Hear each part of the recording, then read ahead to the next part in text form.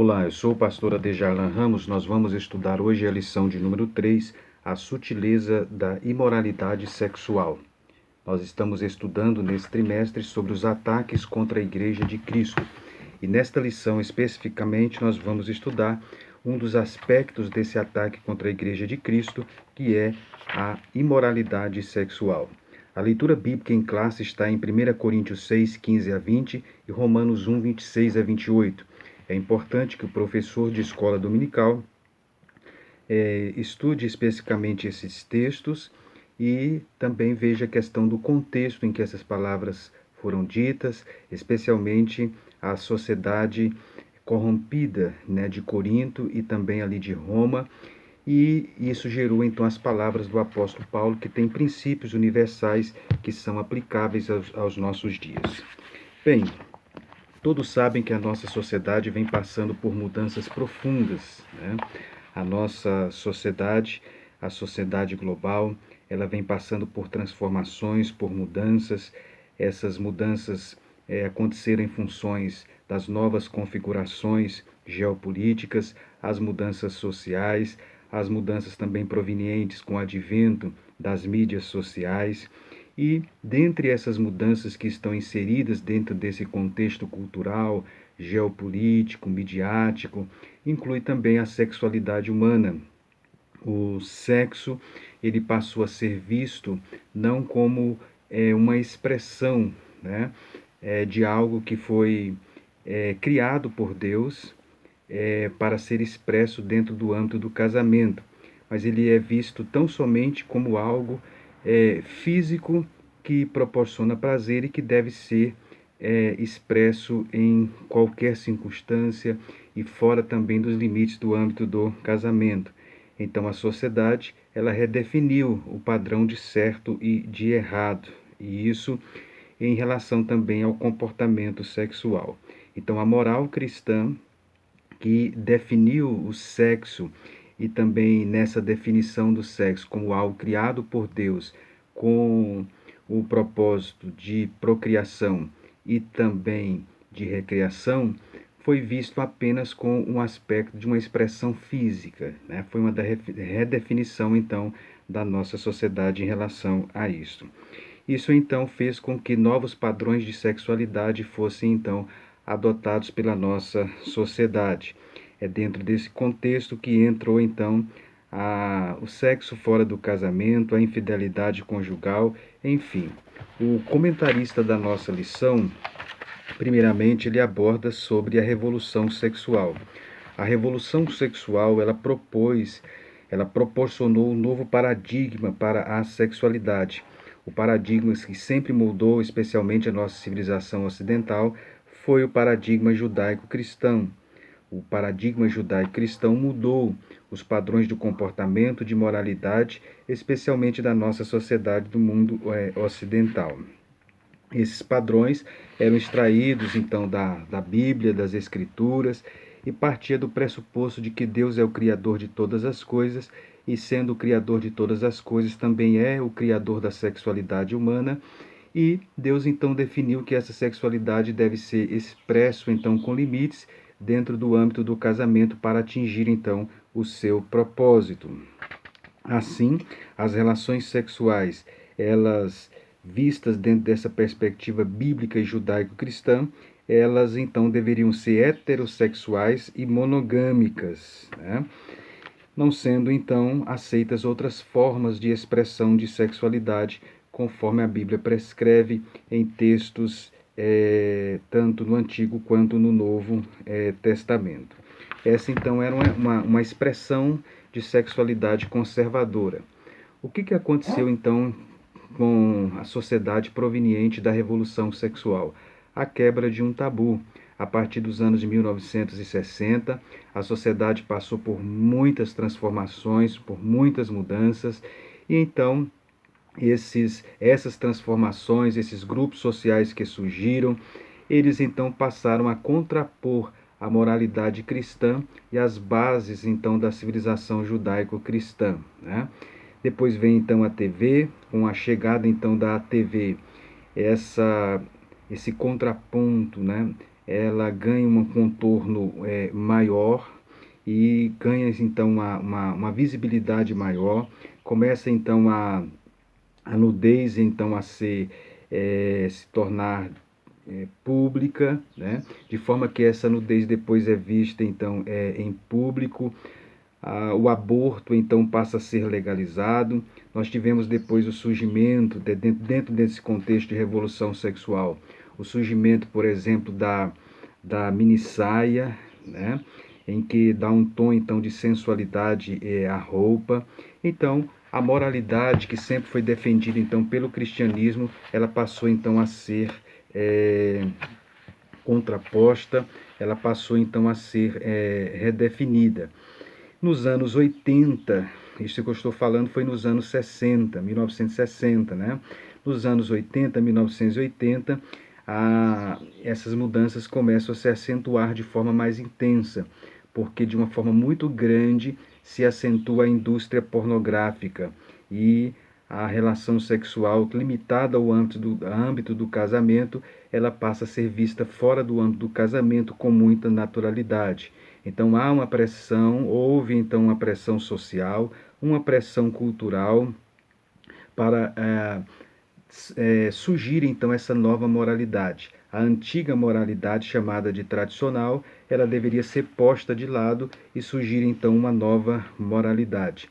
É dentro desse contexto de pressão social, cultural, que alguns cristãos então passaram a fazer concessões, né, a esse novo paradigma que foi imposto então pela sociedade. É dentro desse contexto então de concessões que o relacionamento extraconjugal, que uma homossexualidade, enfim, passaram a ser vistos então com naturalidade. Então, caro professor, nesse primeiro ponto aqui, você deve comentar sobre a revolução sexual. Se você puder, pesquise mais, né? Era a época do movimento hippie, por exemplo.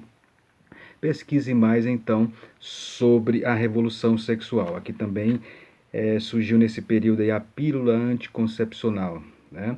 Todos estes elementos aí contribuíram então para o que se chama então de revolução sexual, que ditou as regras, as normas para os novos paradigmas da sexualidade na humanidade a partir então desse período. Então, nesse primeiro tópico, comente então sobre a revolução sexual. Na segunda parte, o comentarista aborda sobre as principais distorções da sexualidade. Você observe que no primeiro tópico ele comentou mais o aspecto histórico, como foi o contexto, né, que fez surgir o momento que nós estamos vivendo, as visões de mundo que nós estamos vivendo. É então a revolução sexual. Agora, o que caracteriza então essas mudanças que houve, as distorções que houve? Primeiramente, a prática da fornicação. Ele comenta aí sobre a fornicação, ele define então a questão da fornicação, né? A fornicação, ele dá a definição, inclusive, no termo relacionado à língua grega, porneia, que dá origem a palavras na língua portuguesa como pornô, pornografia, significa então qualquer tipo de ato sexual considerado pecaminoso, incluindo adultério, prostituição, impureza e fornicação. Então, está relacionado, nesse caso aqui, porné estaria relacionado à impureza, né, sexual de diversas formas. Então, a prática da fornicação. A prática da fornicação, ela ganhou um contorno maior, né, especialmente com o advento então das redes sociais, os chamados relacionamentos virtuais, incluindo a exibição então íntima do corpo ou parte do corpo, e inclusive entre jovens cristãos, né? Isso é um fenômeno que vem crescendo e que vem atingindo também pessoas casadas. Então, a fornicação, ele destaca, nesse caso, nós podemos destacar aqui alguns exemplos bíblicos. Você pode mostrar os textos bíblicos contrários a essa prática e destacar o exemplo bíblico de José. Gênesis, no capítulo 39, nós temos então a narrativa acerca de José, é chamado de José do Egito, como ele se manteve puro e como ele se manteve íntegro. Em segundo lugar, ele comenta sobre o adultério. Veja que a fornicação estaria mais relacionada a pessoas solteiras e o adultério a pessoas casadas, né? O adultério, ele comenta que já foi considerado crime pela legislação brasileira, hoje não é mais, mas o fato de não ser considerado crime não deixa de ser considerado pecado à luz da Bíblia, à luz das Escrituras. Nós temos referências bíblicas, 1 Coríntios 6:9, nós temos exemplos bíblicos de adultério, em 2 Samuel 11, o caso de Davi, por exemplo. Então, as cercas que protegiam então o ambiente do casamento, elas foram e estão sendo retiradas, né? As cercas que protegiam o casamento do adultério, especialmente com as mudanças a partir da revolução sexual e ultimamente com o advento das redes sociais, elas então provocaram mudanças profundas, né? E então as cercas de proteção do casamento foram atingidas. Alguns casos não foram apenas atingidas, mas foram também derrubadas, foram também destruídas, né? Aquilo que era fomentado antigamente pela TV, a TV estimulou muito o adultério através das suas telenovelas e filmes e seriados, agora vem acontecendo então com o advento da internet, né? A pauta de muitas mídias sociais e da mídia de uma forma geral é o chamado relacionamento aberto. O relacionamento aberto, ele passa a ser aceito e não somente aceito, como também encorajado. Ou seja, a infidelidade e a traição são vistas então como coisas normais na nossa sociedade. Nós temos várias advertências na Bíblia acerca disso, especialmente no início do livro de Provérbios. O início do livro de Provérbios adverte contra o adultério. Provérbios deve ser utilizado. E você é interessante, caro professor, que você mostra esses textos lá, Provérbios 5, Provérbios 4. Ali logo no início de Provérbios nós temos vários textos que advertem acerca desta prática. Bem, então a questão do adultério é outra distorção da sexualidade sadia. Outra distorção da sexualidade sadia é exatamente a homossexualidade.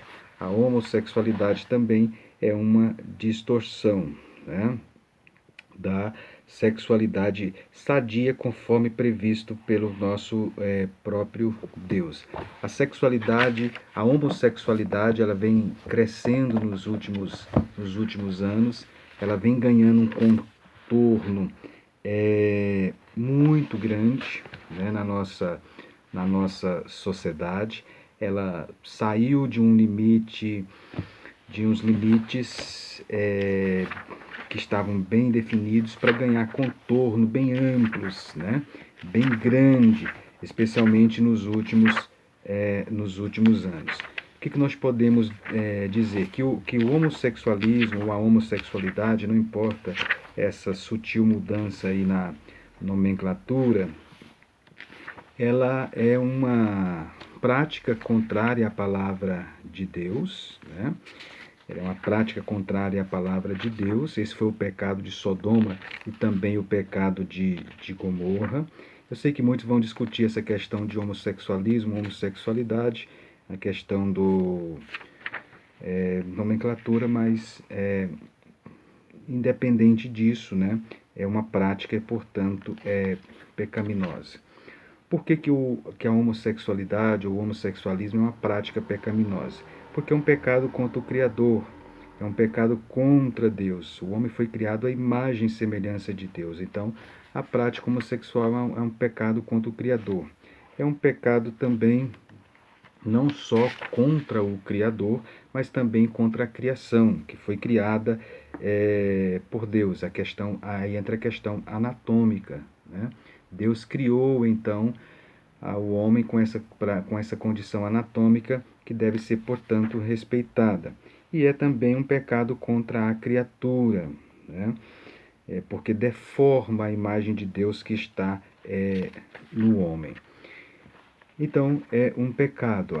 O homossexualismo ele se tornou uma filosofia, né? Se tornou uma filosofia. Inclusive, no livro O Banquete de Platão já era contemplado isto, né? E nos últimos anos, então, você pode observar que se tornou claramente uma filosofia que se tem o Dia do Orgulho Gay, então é que entra o aspecto ideológico, a bandeira gay, os livros, os discursos e hoje, inclusive, o alinhamento jurídico e o alinhamento também político. Isso mostra, então, que o homossexualismo ele é uma ideologia, né? Então, a Bíblia condena claramente e nós devemos, portanto, rejeitá-la. É outra distorção, então, que nós devemos precaver nossos jovens, nossos adolescentes contra essa prática pecaminosa previsto nas Escrituras. É interessante que você mostre também as referências bíblicas em relação a este assunto. Bem, então nessa segunda parte do comentário, o comentarista comentou três distorções principais da sexualidade sadia: a fornicação, o adultério e a homossexualidade.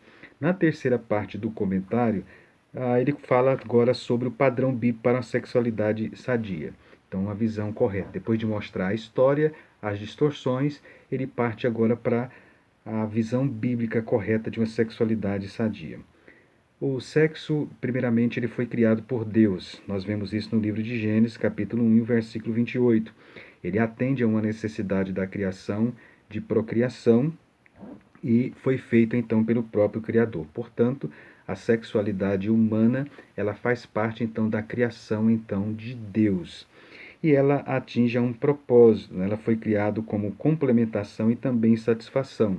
O propósito então de Deus ao criar a sexualidade foi exatamente a complementação e também a satisfação. Logicamente, o sexo ele tem uma função procriativa, mas ele tem função também recreativa. Nós vemos isso no livro de Provérbios e no livro de Cantares. Seria injusto dizer que o sexo tem apenas uma função procriativa, gerar filhos. À luz da Bíblia, ele tem também uma função recreativa, de aproximar o casal e assim expressar então a sexualidade. Isso dentro do âmbito do casamento monogâmico e o casamento também heterossexual. Bem, ele comenta também sobre o pastoreio cristão e a prática homossexual, né? Ele faz alguns comentários aí sobre hoje a homossexualidade é uma realidade e uma ideologia que vem crescendo e vem chegando também às vezes pessoas às nossas igrejas com problemas relacionados a isso. Então aqui entra o trabalho então do pastoreio então cristão, né? A igreja deve ver a pessoa homossexual como alguém que foi feito à imagem e semelhança de Deus, né? Embora esteja nessa prática pecaminosa, ele deve ser amado. O pecado desbotou essa imagem e criação de Deus dele, mas ele pode ser restaurado através do arrependimento, através da confissão e através então da volta para receber a Cristo, a Deus, para receber então o perdão de Cristo. E a atitude da igreja não deve ser preconceituosa, mas aceitar tal pessoa, né, dentro desta expressão da sexualidade que coaduna com as escrituras, com a palavra de Deus, né? Aqui entra também o pastoreio no sentido de prevenção. A igreja deve estar preparada para conter, né, o avanço do homossexualismo em nosso meio. Isso é um trabalho apologético, né? E entra também o trabalho com famílias da igreja, com jovens, com palestras, com orientações em relação a isto. E mostrar também para a igreja, nessas palestras, o que é a masculinidade e a feminilidade do ponto de vista bíblico, né? Do ponto de vista bíblico, mostrando, então, como que Deus criou algo sublime com as características de cada um, né? Tanto da masculinidade quanto da feminilidade. Isso é um papel, então, importante dentro do contexto apologético, então, que a igreja deve desenvolver. Então, aqui aprendemos, então, a sutileza, então, da imoralidade sexual. ela vem ganhando contornos de diversas formas, diversas maneiras, e a igreja deve estar preparada então para contê-la. Terminando, eu gostaria de indicar aqui rapidamente alguns livros que eu encontrei aqui, tem outros, mas rapidamente não pude encontrar, mas que pode ajudar você. A Armadilha da Pornografia, da CPAD, Orientações para Pastores e Leigos acerca do Vício Sexual, Meu Marido Tem um Segredo, esse Meu Marido Tem um Segredo, este livro, né? Encontrando a Libertação para o Vício Sexual, da CPAD também. Sexo Agora Não, Obrigado, Só no Casamento, a busca sem ansiedade pelo amor de sua vida. E temos também um lançamento muito bom de Nancy Pearcey, Ama Teu Corpo, contrapondo a cultura que fragmenta o ser humano criado à imagem de Deus. Fantástico esse livro que mostra qual a visão cristã acerca do corpo, que é a melhor visão acerca do corpo humano. São alguns dos livros, então, que você pode utilizar para ler e como fonte bibliográfica. Caro professor, nós estamos chegando ao final, agradecemos a você a sutileza da imoralidade sexual. Aproveite essa oportunidade singular para tratar sobre este assunto, especialmente que vem ganhando contorno hoje através das mídias sociais de forma muito intensa também, né? Eu sugiro também, se você puder, utilizar o livro Seu Casamento e a Internet também da CPAD. É um livro que pode abordar e ajudar bastante. Que Deus o abençoe, nós agradecemos você que tem nos acompanhado, se inscreva aqui no canal, deixe o seu comentário e compartilhe também com outras pessoas. Nós agradecemos a você e a nossa oração é que você seja um instrumento de Deus para trazer esta lição tão relevante nesses dias tão difíceis que nós estamos vivendo. Não se esqueça de orar sempre. Dobre os seus joelhos em oração antes de ministrar esta lição. Peça graça a Deus. Você é um agente cristão transformador, né, de vidas através do ensino da palavra de Deus. Que Deus o abençoe e nós aguardamos você na próxima lição. Até lá, na paz do Senhor.